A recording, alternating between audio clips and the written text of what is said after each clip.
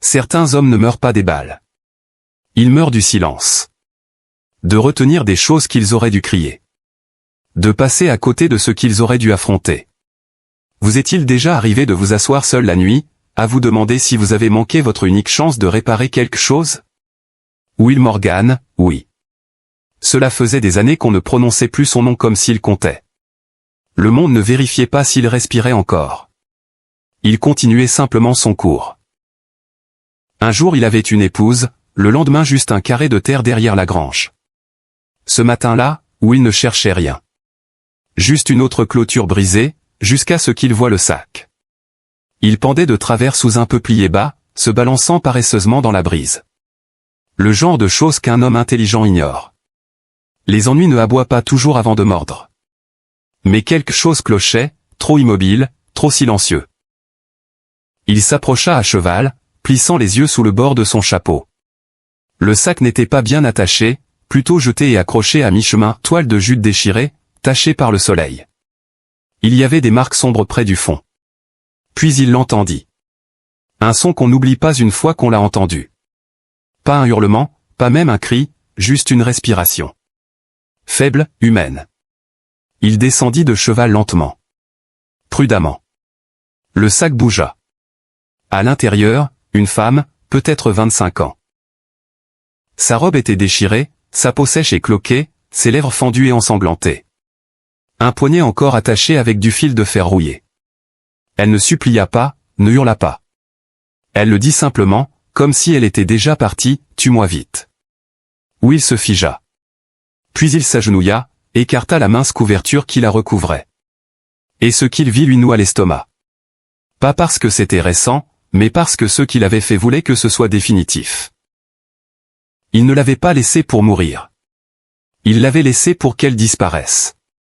Le ranch n'avait rien d'impressionnant. Porche poussiéreux. 2 chaises grinçantes. Personne n'y prenait jamais place. Un toit qui gémissait plus fort qu'un homme avec la gueule de bois à chaque coup de vent. Mais pour elle, c'était le plus proche de la sécurité qu'elle ait connue depuis des années. Will ne lui demanda pas son nom. Ne demanda pas ce qui s'était passé ni pourquoi on l'avait laissé ainsi. Il ne demanda rien. Et peut-être que c'est pour ça qu'elle resta. Elle ne dormait pas dans le lit. Elle se roulait en boule sur le sol près du poêle, comme si le matelas pouvait la mordre. Elle sursautait quand la bouilloire sifflait. Elle fixait la porte comme si elle s'attendait à la voir s'ouvrir violemment d'une seconde à l'autre. La plupart des jours, elle ne disait rien. Buvait simplement ce que Will versait dans la tasse en fer blanc et picorait le pain comme s'il pouvait être empoisonné. Mais elle était toujours là. Ça comptait pour quelque chose. Will n'était pas non plus très bavard. Il continuait à bouger, réparait les clôtures, nourrissait le bétail, lui apportait ses repas comme si c'était la routine. Et peut-être que ça l'était. Peut-être que le silence entre eux était une langue à part entière. Une semaine passa. Puis un matin, pendant qu'il fendait du bois, elle sortit, les cheveux attachés avec un bout de tissu, les épaules droites mais raides, comme si elle devait se rappeler comment se tenir fière. Elle ne dit pas un mot, observa simplement la hache s'abattre. Puis elle prit une bûche. Il ne l'en empêcha pas. Ils fendirent du bois en silence. 2 personnes qui avaient épuisé leurs mots bien avant de se rencontrer. Plus tard cette nuit-là, elle murmura une phrase, « Vous ne m'avez pas touché ». Will la regarda mais ne parla pas. Elle hocha la tête une seule fois, comme si cela lui en disait plus que tout le reste. Et pour la première fois, elle finit son repas. Tout. Elle sourit même. Ce n'était pas large. Ce n'était pas facile, mais c'était vrai. Voici le hic. Si c'était la fin, on pourrait penser que c'est une histoire de guérison, de bons hommes et de seconde chance. Mais la guérison n'est pas facile. Surtout pas quand le passé revient au galop en ville. Le calme ne dura pas longtemps. Il ne dure jamais ici. Ça commença par des empreintes de sabots. Profondes, fraîches dans la terre près de la clôture sud. Will les vit tôt un matin, juste au moment où le soleil fendait l'horizon. Ce n'étaient pas les siennes. Ni celles de la ville. Il ne lui dit rien. Vérifia simplement son fusil et patrouilla la frontière 2 fois ce jour-là. Cette nuit-là, elle s'assit un peu plus près du feu. Dit qu'elle ne pouvait pas dormir. Que quelque chose n'allait pas. Puis vint le nom. Brûlé à l'intérieur de son poignet comme une marque. Un tatouage bâclé. Juste 3 lettres, JKS. Will l'avait déjà vu. Des années plus tôt, sur un ivrogne devant Bisbee qui se vantait trop fort de choses dont aucun homme ne devrait être fier. À l'époque, Will avait détourné le regard. Pensait que s'il ne regardait pas, il ne serait pas entraîné dans les problèmes d'un autre. Mais maintenant ce nom était brûlé dans sa peau à elle, et ça en faisait aussi les siens. Il partit à Tombstone le lendemain matin, non pour parler, mais pour écouter. 3 filles disparues ces 4 derniers mois, 2 du Texas, Dow, une de Santa Fe et toutes de moins de 25 ans. Toutes parties sans un bruit et personne n'avait rien fait. Le shérif dit qu'il n'y avait ni témoin, ni preuve, ni raison de semer la panique. Will hocha la tête. Le remercia, repartit comme un homme qui n'avait rien en tête, mais quelque chose s'était brisé en lui. Parce que cette fois, ce n'était pas seulement une question de justice. C'était pour elle. Cette nuit-là, sous la lueur vacillante de la lampe à huile, elle lui demanda pourquoi il était allé en ville. Il ne leva pas les yeux, continua à nettoyer le canon de son fusil et dit doucement, « Parfois, les mauvais hommes doivent savoir que quelqu'un les surveille encore. » C'est alors que sa main effleura la sienne, juste une seconde. Et c'est alors qu'il sut. Ce n'était pas seulement une seconde chance pour elle. C'était la sienne aussi. Et si vous avez suivi l'histoire jusqu'ici, peut-être que vous en savez un peu sur le fonctionnement du monde. Peut-être avez-vous vu à quel point la justice arrive rarement avec un badge. Si c'est le cas, restez. Il y a encore de l'histoire. Et si c'est votre genre d'histoire, eh bien, ne soyez pas un étranger. Appuyez sur le bouton s'abonner. Nous avons d'autres feux à allumer ensemble. Will n'arriva pas comme un cow-boy de roman à 4 sous. Il avança discrètement. Calculé, à travers des lits de ruisseaux asséchés et des canyons étroits où seuls les locaux et les coyotes passaient. Il trouva le camp juste après le coucher du soleil. Une cabane adossée à la falaise. De la fumée s'échappant de la cheminée. Des rires à l'intérieur. Voix rauque. Le genre qui vous donne la chair de poule. Il attacha son cheval à une branche basse et remonta le sentier arrière. Prit son temps, attendit que la bouteille cliquette pour la 3e fois. C'est là que le bruit diminua. C'est là que les hommes étaient lents. Il défonça la porte d'un coup de pied.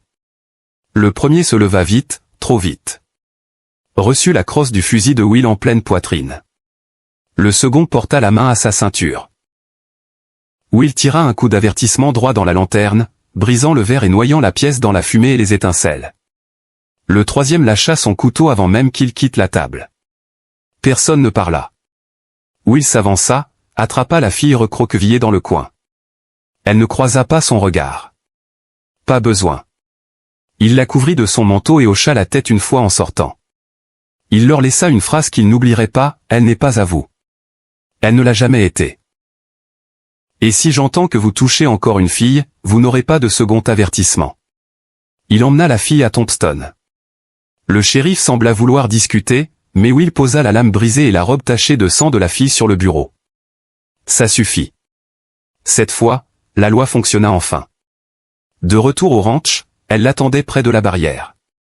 Ne pleura pas. Ne demanda pas ce qui s'était passé. Elle le regarda simplement comme si, peut-être, tous les hommes n'étaient pas mauvais. Et Will, pour la première fois depuis un sacré bout de temps, ne se sentit pas vide. Il se sentit comme s'il avait défendu quelque chose. Écoutez-moi ça. La justice n'arrive pas toujours facilement. Mais quand elle arrive, elle reste. Et si des histoires comme celle-ci vous semblent vraies, c'est peut-être parce que, au fond, vous en avez vécu quelques chapitres vous-même. Ce n'était pas une histoire d'amour. Pas le genre qu'on lit dans les romans bon marché ou qu'on entend murmurer sous la lumière d'un porche. Mais c'était quelque chose. Elle resta. Pas parce qu'elle y était obligée, mais parce qu'elle le voulait. Les jours devinrent plus calmes, mais plus doux. Elle commença à s'occuper du jardin derrière, à planter des herbes comme sa grand-mère le lui avait appris. Elle brossa les chevaux sans sursauter. Commença même à fredonner un jour en balayant le porche. Will le remarqua mais ne dit rien. Certaines choses perdent leur sens quand on en parle trop tôt. Il réparait toujours les clôtures. Se levait toujours avant l'aube. Mais maintenant, il y avait une seconde tasse sur la table chaque matin. Une paire de bottes près de la porte qui n'étaient pas les siennes. Elle ne dormait pas à côté de lui. Elle dormait dans la chambre d'en face. Ça suffisait. Certaines nuits, ils partageaient un café sous les étoiles. Pas de mots, juste de la compagnie. Du genre qui parle plus fort que les paroles. Un soir, alors que le soleil s'éteignait derrière les collines, elle lui posa une question simple, « Pourquoi êtes-vous revenu me chercher ?» Il réfléchit un moment, puis dit, « Parce qu'il le fallait bien. » Elle hocha la tête. Ce fut tout. Vous voyez, la vie ne nous donne pas toujours ce que nous méritons, mais parfois elle nous donne quelqu'un qui voit que nous méritions mieux depuis le début, et ça peut tout changer. Will ne lui demanda jamais de rester et elle ne promit jamais qu'elle le ferait. Mais chaque matin elle était là quand il ouvrait la porte, et chaque soir elle rentrait. L'amour, finalement, n'arrive pas toujours avec du feu. Parfois il arrive doucement, comme la pluie sur du vieux bois, comme le pardon, comme un nouveau départ. Maintenant, laissez-moi vous poser une question. Que feriez-vous si quelqu'un apparaissait à votre porte, ayant besoin de plus qu'un simple toit? Fermeriez-vous les yeux et feriez-vous semblant de ne pas voir? Ou ouvririez-vous cette porte et sauveriez-vous peut-être un morceau de vous-même par la même occasion? Si cette histoire vous a touché, si elle vous a rappelé que la rédemption compte encore dans ce monde chaotique, allez-y, appuyez sur le bouton j'aime. Et si vous croyez aux histoires qui ont encore du cœur, du cran et de la vérité, abonnez-vous. Il y en a d'autres qui arrivent.